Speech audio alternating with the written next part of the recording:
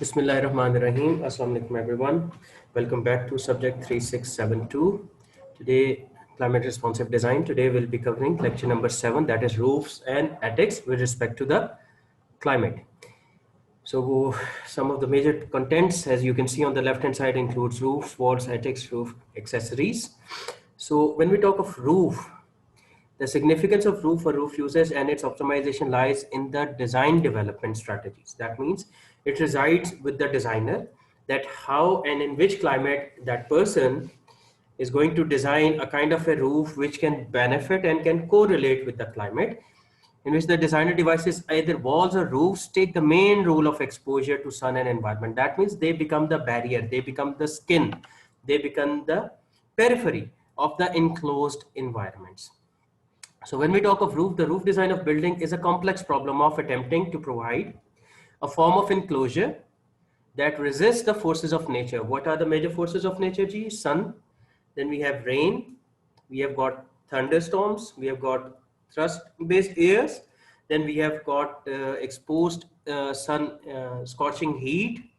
All these rain, precipitation, these all are the forces of nature against which we have to retain or resist, so that our enclosed environment can be retained and can be managed in a way that we can provide a comfort in the interior spaces. So these are different forms of roof. It can be utilized, can be a flat one, can be like a gabled one, can be like a salt box roof or a hip roof, depending upon the type of design. The roof's primary functions are to act to resist wind loads and precipitation, as well as defined against the solar gain. The magnitude of this later problem can be seen from the weather data for warm climates. Solar radiation can provide a heat load of up to 1000 watt per square meter on the roof surface, which is a huge amount of energy. Unless the heat is dissipated quickly, performance problems ensue are going to occur.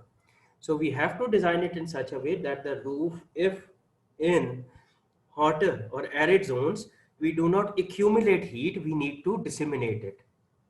So this is primarily a materiality issue. That means selection of materials as well as design strategies to address this form of heat gain to be avoided. Another point of confusion is the role of the ceiling under the roof's surface. For example, in a truss roof, the space between the roof and the ceiling can form a heat sink trapping heat. In that way, that heat is going to be stored and can be exhausted. So it means that roof and the ceiling inside, if there are two different surfaces, there will be some gap inside them, and that gap can be utilized as an insulation or a barrier. The heat stored in that gap can radiate through the ceiling to the space below and only compounds the cooling problem. Thus, adequate ceiling height and ventilation become crucial to removing this heat. The absence of the attic space provides a single layer roof which can be used in various forms depending upon which form or which side are we taking it up. So each gives different sectional advantages for ventilation. Hot air will rise up and exhaust at high points. Therefore, the strategy is to select a geometry that fits airflow and functional requirements of the building design. So depending upon the functional requirements and depending upon the form or the space which we are taking up, we have to devise which kind of a ceiling as well as a roof we will be opting for. So single layer roof with reflected foil and 50 millimeter insulation, as you can, these are three different specifications. In a single layer roof, as you can see, off-white, different colors are going to have different kind of impacts. The comparison of the thermal performance of colored metal roofs, the use of insulation under the surface is required with dark colors. So it can be brought into use where the dark colors would be extensively used will be areas in the cold environments, so that maximum heat can be absorbed and can be disseminated in the indoor spaces. A distinction should be made between roof dominant strategies and wall dominant strategies. Very critical point is here. You need to be very much clear about that. Designers have a choice as to the extent to which the roof becomes a feature of the building form. The geometry and form of the roof are arranged dependent on this roof. Therefore, for a single-story buildings in hot, humid climates, the common strategy is to use steeply pitched roofs with overhanging, means shades, eaves, to reduce the wind-blown rain penetration and solar access. As the building increases in height, that means number of floors are added, the effect of the roof has to be extended. This can be achieved by setting walls back or by adding jack roofs or verandas. This form of building response can be called roof dominant, as the major feature is the roof element, like till 2 floors or maybe at till 3 floors, the major exposed surface area will be roof. But when it comes to the tall buildings, the proportion of roof to wall decreases, and thus the roof is a minor player. Over here, the wall's exposed surface area will be higher or increased as compared to the roof. So now the wall becomes the major player. This can be called a wall dominant building. The technology of the wall fabric becomes critical to prevent heat gain through the interior spaces, and also has to accommodate more exposure, presenting a durability problem. In this case, additional responses are used to shade the interior spaces through balconies and shading. The challenge for the designer is therefore to optimize the roof design to meet the defensive climate requirements. This is one way of achieving the roof form in the Male house, showing environmental shading and a single layer insulation roof system. The roof utilizes gable vents, as you can see over here in the oval shape, to promote cooling. The modern approach is shown below. These are the different forms of roofs which can be used without ceilings, mainly are skillion, dew pitch, and vaults. These can be utilized depending upon our space requirements. Space found directly below the pitched roof of house or other buildings, that can be utilized as well. The use of bulk ceiling insulation is beneficial for attic spaces. That means attics are the immediate area, this space round over here.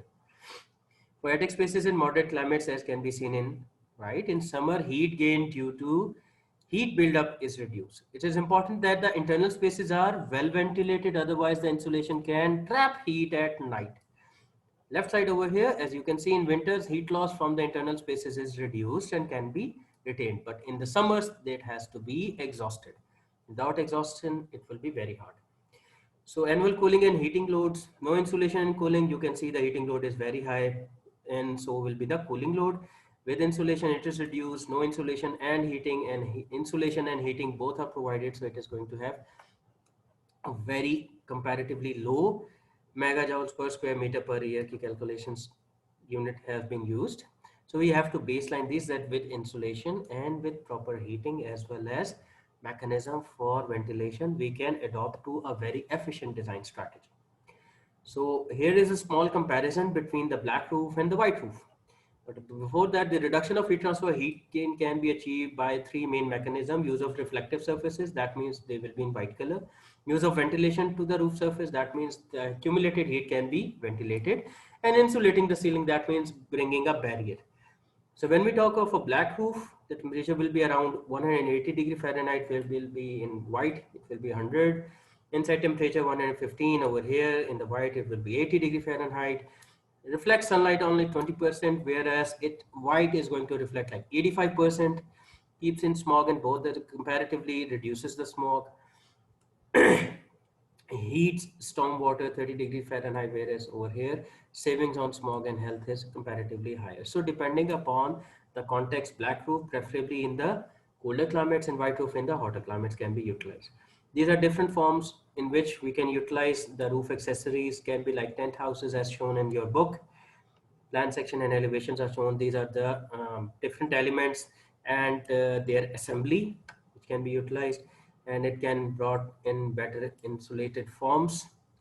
Parasol roof and freeform roofs, just like previously we have already discussed, in the forms of shades and in the form of tent floor or tensile structures, they can be utilized, can have like ample space below through which the cross ventilation can be achieved, but yet it is going to provide shading to a specified areas. Then we have got like treatment for the roofs, like low inclination trafficable roofs. Over here, as you can see, these are going to be like barriers. We are going to provide insulations, and with the help of insulations and with the help of these white tiles, which are commonly used over here in our institutions and in our houses, uh, these tiles are going to reflect back, and there is going to be, since these tiles have like four legs and air can pass through them, so whatever the heat is accumulated can be exhausted as well, can be ventilated. So with the help of that, the heat accumulation in the roofs is can to be reduced. This is another way of achieving the same G. Over here, as you can see, the cross through wind air channels could help to facilitate the reduction of the heat accumulation in the open spaces or in the enclosed spaces as well. These are different means fiberglass can be used as a roofing and shading material. Semi enclosed ho sakta hai ji, and it could help In the roof house by the Kenyang, concrete blades are used to form a shade over a concrete deck area. So these are some of the alternates. This is use of light diffusing of membranes to shade roof at Kingfisher Bay Resort Island. And this is habitat home hyper roof used for shading and to collect water and distribute to different sides of the building. These can be seen. This is a bit diffused image, but it can be seen easily in your book. So some of the major benefits of having a green roof doesn't mean only like coloring it green, but adding some green features on it. Less air pollution, green roofs can beautify an environment, roofs can reduce and slow the storm water runoff, can act as an insulator for the building inside, and green roofs improve indoor comfort by reducing heat transfer. These are some of the ways in which we can do that, like utilizing convection and radiation and utilizing the vents through these barriers which have been utilized, and this will be an insulation inside. So in the attic form, all the heat which has been brought in will be exhausted, and in that way it will act as a barrier towards gaining more heat downwards. These are different solutions which can be seen, like for the green roofs, like on the bottom side we have got a concrete slab, then we are going to need a waterproofing, then a drainage layer or a channel through which the water can be trickled off. Then we need to have a filter layer. The filter layer is going to ensure that only the water is removed and not the soil or its contents. Then we are going to have a soil layer, and on the above it's vegetation. So it's a conceptual framework to let you understand. This is diagrammatically shown over here as well. So in the conclusion, we can say that analysis of wall area to roof area must be done so that we can devise which area is more critical, and that will be the major player. We need to devise strategies to reduce direct heat and solar exposure to walls and roofs through shading, through verandas, through alternate ways. Solar study could be an assisting tool along with 3D models of the proposed design. Both can be utilized. Some of us who are architects have already done these kind of form studies. Proposed design strategy needs to correlate with the environmental consideration and conditions. So climatic data, context, and on the basis of context, building orientation, and through orientation, we can devise which area and which function is going to have more surface exposed to the sun and how it has to be treated. Important factor, cross ventilation and reduction of heat stacking must be ensured, so that wherever there is a chance that heat is going to get accumulated and may increase your cooling load, it has to be reduced. Avoid increasing the volume of the spaces which could lead to higher heating and cooling. Now that means it has to be very much optimized and functional. So this is your reference, climate responsive design by Richard Hyde. Kindly go through the slides, dear students, and have also a look at the video as well. And we'll be having our LMS session for further discussion. Thank you very much. Take care, Ji. Assalamu alaikum.